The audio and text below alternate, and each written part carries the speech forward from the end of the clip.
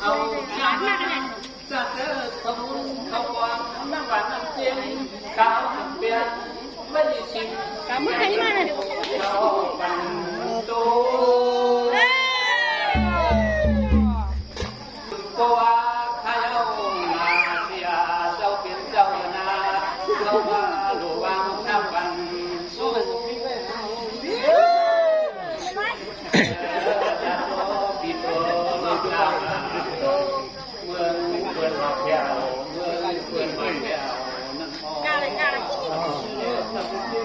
สวามนั่งทำขึ้นในโนข้าวโกหังคนโยหังโยนาของยามเลี้ยวเพื่อนนึกเสียสวมน้องยิ้มน้องใจขาดหายเลือกไปกะเจอไหน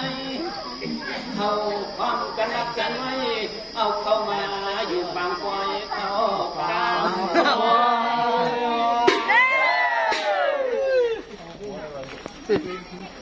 พอเดียวเทจวันพออ่อนเขาเด้อทำมนต์ก้มวานาโนซ้อมกบมันเนื้อยาหน้าเหี่ยวเสียวยินหายจะเจอเรียกเสียนฟองตื้อหัวย้อยลองกันจัดในโกมีไว้เสียนเรียกเสียนนาใส่ข้าวหันยินอายใส่ข้าวหันยินอาย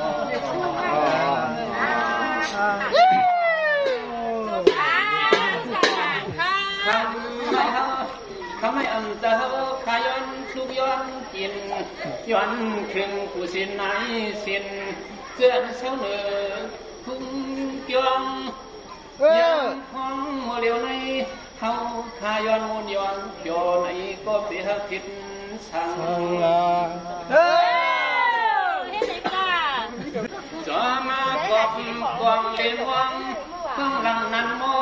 สัมลีไหลโลโคความอ่อนมิวเปิ้นเอาตึกโคความอ่อนมิวเปิ้นเอาตึกการกันไอหนึ่ง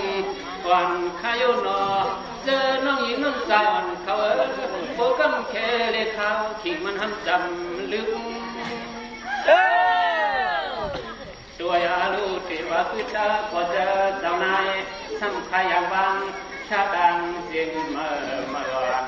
เนื้อบ้านเนื้อเกิดเตียน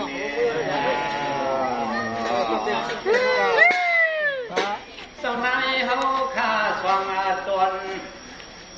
เจ้านายเขาข้าสว่างตนอำนันข้ายินเขาเสียงอ่อนปันโมโยนิมตะมาวังชาเสียงเงินเมื่อตึกใจเขายืนหือเห็นเลยนะฮัลโหลเจ้านายช่องเจ้ามีสินความพยายามต่อเดียวในตัวสว่างเจ้าเขาข้าวตาโกเชียงโควันข้าวมือโคลำหินมือของนางตาตังอยากมีเธอมาโค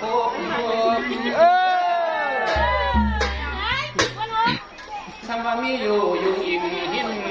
วีนาวนปันอ่างจันจีในก็คำเจ้าเป็นเจ้านาจึงให้กำข้ามือป่าทิ้งให้ปันชก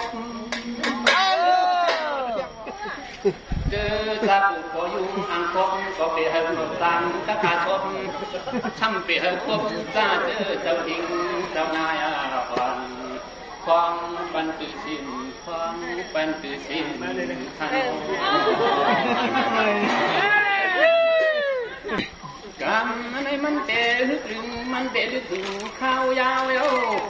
ช่วยดูเจ้าทิ้งเจ้านายเขากำเลยกำลาตั้งเต้าที่เนอเกตโงเกตความอันลองยืนตกทอง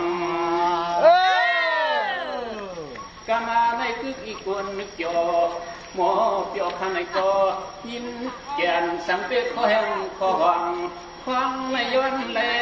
ฟังเจ้าทิ้งเจ้านายเขานั่งเศร้าอยู่นี่มันตอน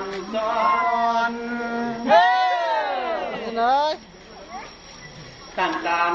ก็ได้หนึ่งกวนกว่าหางไทยสัวโดเสียงานันวนย้อนนาหรือดำเมื่อยามในเมืองปลักมาสิ่งตุ่มเมียงท่านพมินขยาว